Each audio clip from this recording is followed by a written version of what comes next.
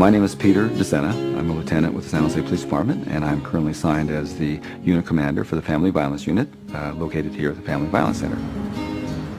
We're in the city of San Jose, the capital of Silicon Valley, a city of almost 1 million. Very diverse city, very beautiful city, a city I live in.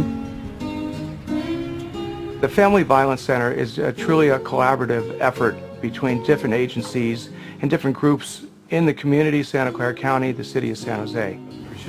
We on a daily basis meet with the district attorney's office, we collaborate with Child Protective Services, and what's really great is we collaborate with a nonprofit organization, the Next Door Advocate, and then just leave it on your desk. Yep, I'm always on pager and I'll remain the liaison to San Jose. We work together on a daily basis, we see each other, we lunch together.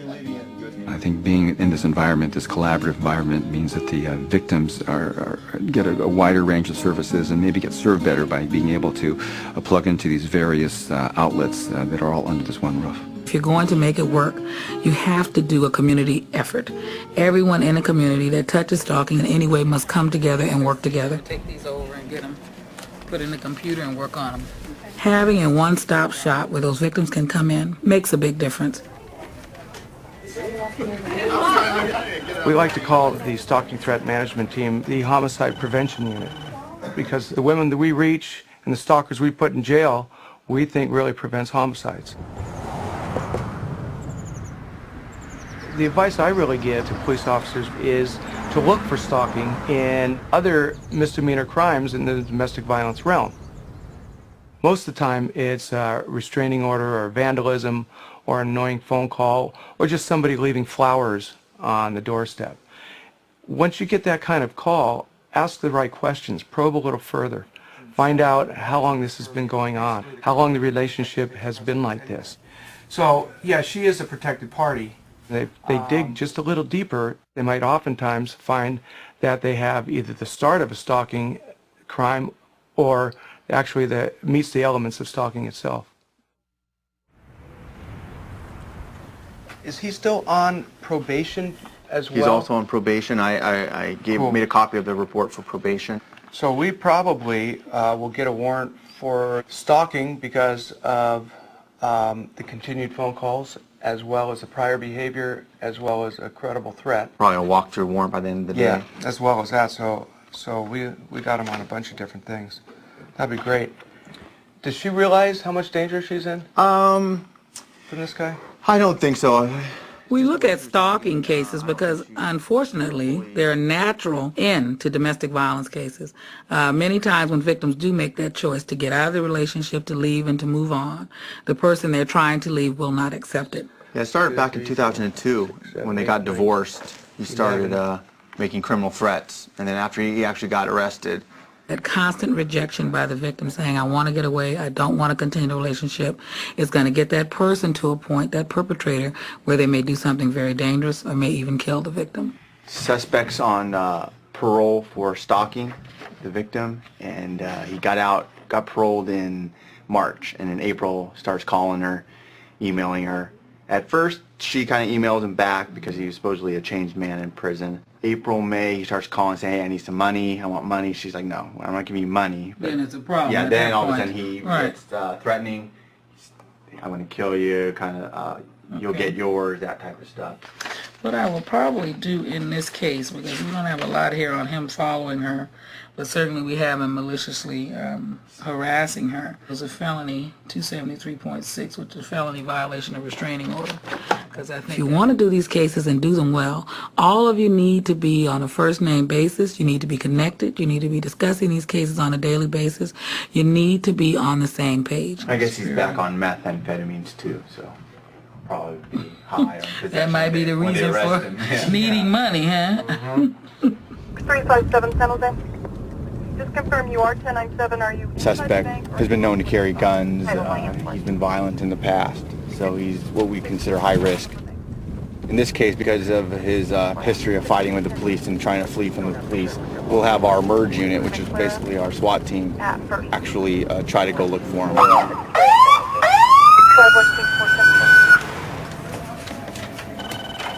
Okay. right. All of our cases relating to stalking are referred to our domestic violence advocates, and we have 3 assigned here, Becky, Lupita, and Emily. Hey, Paul, you have a minute? Yeah. I contacted her again because I hadn't heard from her, and basically we spent a little time with her sharing her story. Of the 400 domestic violence police reports that are filed in San Jose every month, we do make an effort to contact each victim, and we can say, these are the things that are available for you. You might be able to apply for a restraining order. You might want to file a police report so that you have documentation that this person is stalking you. Calling you 200 times a day is not okay. That's stalking.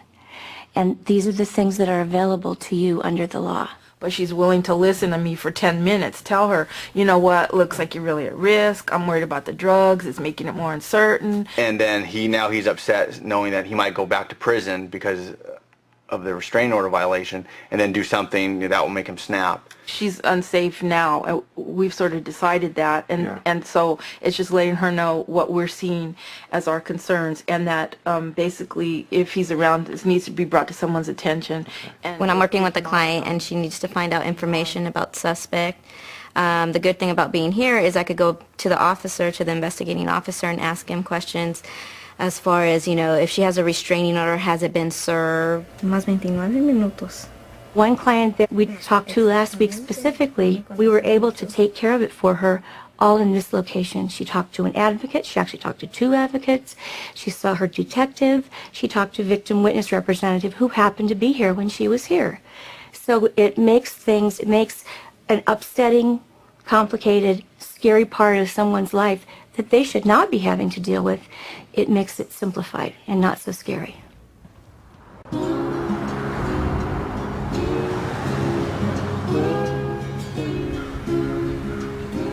Community-oriented policing, that used to be kind of a dirty word amongst the police officers. I think we all realize now how important it is to involve the community.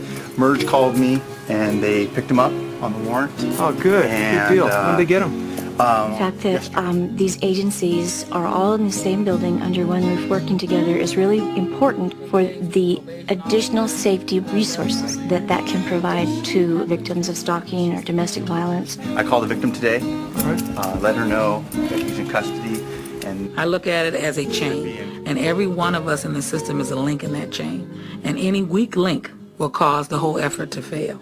And this is why we came up with this concept of Family Violence Center, and why it's such a wonderful thing to bring all of these people that work in this area together to talk, to communicate, to assist victims and their families. One of the great things about the country we live in, America, is the willingness of people to get involved. Indeed, the desire to be involved, the need to be involved. The community policing philosophy that we have embraced for the last 15 years in America is really an extension of that core of being an American. What we're attempting to do in this initiative on stalking is to effectively benefit from that very core of being an American and what works in this country, working together on a problem to reduce and ultimately prevent that problem from coming back.